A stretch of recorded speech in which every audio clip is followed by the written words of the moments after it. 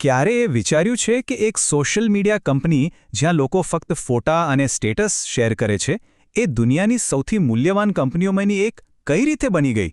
આટલી બધી કિંમત, આટલી બધી તાકાત આવે છે ક્યાંથી? ચલો આજે મેટાના આ જ $1 ટ્રિલિયન રહસ્ય પરથી પડદો ઉઠાવીએ. સ્ક્રીન પર જે આંકડા છે એને જરા ધ્યાનથી જુઓ. એક બાજુ છે ભારતની સૌથી મોટી કંપની રિલાયન્સ ઇન્ડસ્ટ્રીઝ. એની વેલ્યુ છે લગભગ $200 અબજ, બરાબર? હવે બીજી બાજુ જુઓ, મેટા. એની વેલ્યુ છે $1.5 ટ્રિલિયન, એટલે કે રિલાયન્સ કરતાં લગભગ 10 ગણી વધારે. આટલો મોટો ફરક? તો સવાલ પાછો ત્યાં જ આવીને ઊભો રહે છે કે આ બધું આવ્યું ક્યાંથી? શું ખાલી ફોટા, લાઇક્સ અને કમેન્ટ્સથી કોઈ કંપની આટલી મોટી બની શકે? આટલું જંગી મૂલ્ય? એનું કારણ શું? વેલ, આ સવાલનો જવાબ એ મેટા વિશેની આપણી સમજમાં જ છુપાયેલો છે. મોટાભાગના લોકો માટે મેટા એટલે શું? ફેસબુક, ઇન્સ્ટાગ્રામ, મિત્રો સાથે કનેક્ટ થવાની જગ્યા. પણ એ તો ખાલી ઉપરનું પડશે. એની અસલી ઓળખ, એનો અસલી બિઝનેસ એ તો કંઈક બીજું જ છે. મેટા એ ડિજિટલ એડવર્ટાઇઝિંગની દુનિયાનો સૌથી મોટો, સૌથી શક્તિશાળી ખેલાડી છે. અને આ આખું સામ્રાજ્ય ઊભું છે એના 3 મુખ્ય પ્લેટફોર્મ્સ પર: ફેસબુક, ઇન્સ્ટાગ્રામ અને હા, વોટ્સએપ પણ. આ ત્રણેય મળીને એક એવું જબરદસ્ત નેટવર્ક બનાવે છે જેમાંથી એ લોકો યુઝર્સ વિશે એટલી બધી માહિતી ભેગી કરે છે જેની કલ્પના પણ કરવી મુશ્કેલ છે. તો ચાલો હવે થોડા ઊંડા ઉતરીએ. જોઈએ કે આખરે મેટા કોઈ પણ યુઝર વિશે ખરેખર શું જાણે છે. એમની પાસે આપણી કઈ માહિતી છે? જો જ્યારે કોઈ પણ એકાઉન્ટ બનાવે છે ત્યારે અમુક માહિતી તો સામે ચાલીને આપવામાં આવે છે, જેમ કે નામ, ઈમેલ, ફોન નંબર, જન્મદિવસ, બરાબર? એ તો થઈ ડાબી બાજુની વાત. પણ અસલી ખેલ તો જમણી બાજુ છે. એ બધી માહિતી જે મેટા આપોઆપ ટ્રેક કરે છે. ફોનના કોન્ટેક્ટ્સ, અપલોડ કરેલા ફોટોની બધી જ ડિટેલ્સ, કેટલી ઝડપથી સ્ક્રોલ થાય છે, અને હા, દરેક લાઇક અને કમેન્ટ તો ખરી જ. અને વાત જ્યારે ફોટાની આવે ને, ત્યારે તો આ ટ્રેકિંગ એક અલગ જ લેવલ પર પહોંચી જાય છે. કારણ કે મેટા ફક્ત એ નથી જોતું કે ફોટામાં કોણ છે. ના, એ તો એ પણ જુએ છે કે ફોટો ક્યાં લેવાયો હતો, કયા સમય લેવાયો હતો, અરે કયા કેમેરા કે ફોનનો ઉપયોગ થયો હતો, એની સેટિંગ્સ શું હતી, બધું જ. અને આ બધી માહિતી પરથી કોઈપણ યુઝરના સોશિયલ અને ઇકોનોમિક સ્ટેટસનો અંદાજો લગાવવામાં આવે છે. જબરદસ્ત છે ને? એટલે કે પ્લેટફોર્મ પર કરેલી દરેક એક્શન, દરેક ક્લિક એક ડેટા પોઈન્ટ છે. કઈ પોસ્ટ સામે આપણે અટક્યા, કોઈ પોસ્ટ પર કેટલી સેકન્ડ પસાર કરી, કઈ રીલ્સ જોઈ, કેટલી સેકન્ડ માટે જોઈ, અરે કયા ફીચર્સનો ઉપયોગ કર્યો, બધું જ રેકોર્ડ થાય છે.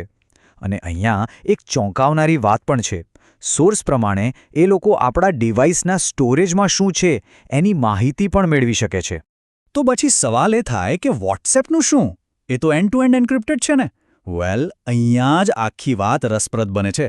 સોર્સનો દાવો એવો છે કે ભલે ચેટ્સ કોઈ વાંચી ના શકે, પણ એ ચેટ કોની સાથે થાય છે, ક્યારે થાય છે, કેટલી વાર થાય છે, આ બધો જે મેટાડેટા છે એનો ઉપયોગ યુઝરના વર્તનનો એક નકશો બનાવવા માટે થાય છે, જેને બિહેવિયરલ મેપિંગ કહેવાય. ઓકે, તો અત્યાર સુધી આપણે એ સમજ્યા કે મેટા કેટલી બધી માહિતી ભેગી કરે છે. પણ સવાલ એ છે કે આટલા બધા ડેટાના પહાડનું એ લોકો કરે છે શું? આ માહિતી આખરે ડોલરમાં કઈ રીતે ફેરવાય છે? હવે આવે છે આખી ગેમનો સૌથી મહત્વનો ભાગ, એમનો અસલી બિઝનેસ. આ બધાનો જવાબ એક શબ્દમાં છે: બિહેવિયરલ મેપિંગ. આ શબ્દ થોડું ટેકનિકલ લાગે, પણ એનો મતલબ સાવ સીધો છે. આપણે જે પણ કંઈ ઓનલાઈન કરીએ છીએ, બધી આદતો, શોખ, જે રીતે નિર્ણયો લઈએ છીએ, એ બધા પરથી એક ડિટેલ્ડ ડિજિટલ પ્રોફાઇલ બનાવવામાં આવે છે. સમજો કે એક ડિજિટલ કુંડળી. અને આ જ ડિજિટલ પ્રોફાઇલ એ જ મેટાનું અસલી પ્રોડક્ટ છે.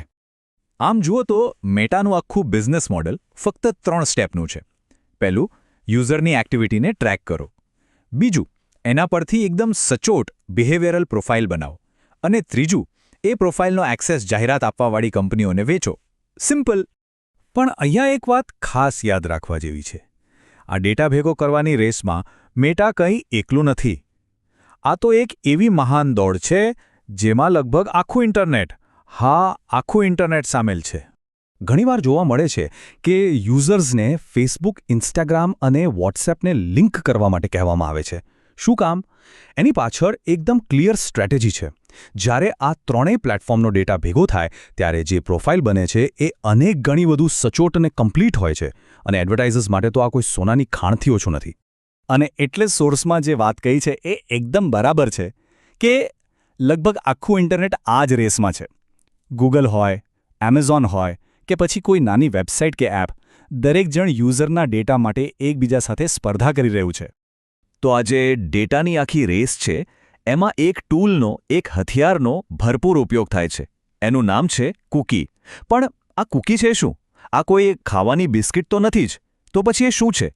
એ કઈ રીતે ઇન્ટરનેટ પર દરેક પગલા પર નજર રાખે છે? આ એક એવો સવાલ છે જે આપણને ડિજિટલ દુનિયાની એકદમ અંદરની ઊંડી વાત સુધી લઈ જશે.